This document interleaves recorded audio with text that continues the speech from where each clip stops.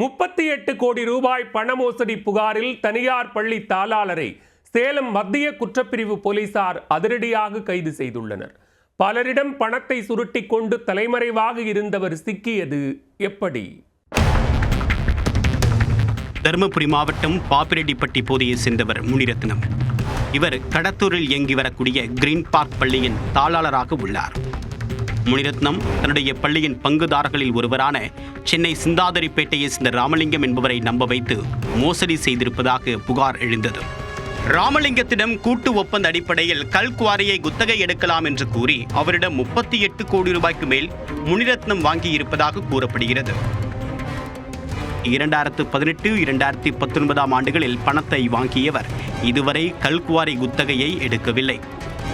அதற்காக வாங்கிய கோடிக்கணக்கான பணத்தையும் கடந்த 7 ஆண்டுகளாக திருப்பி கொடுக்காமல் ஏமாற்றி வந்துள்ளார்.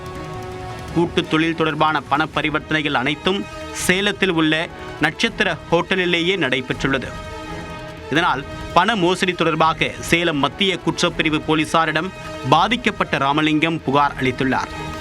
புகாரின் அடிப்படையில் வழக்கு பதிவு செய்த போலீசார் விசாரணையை தொடங்கினர்.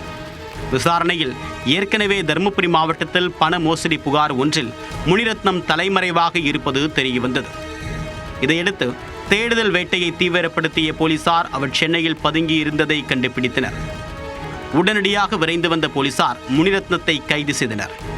10 கோடி ரூபாய் பண மோசடி புகாரில் தனியார் பள்ளியின் தாளாளர் கைது செய்யப்பட்ட சம்பவம் தருமபுரியில் பரபரப்பை ஏற்படுத்தியுள்ளது.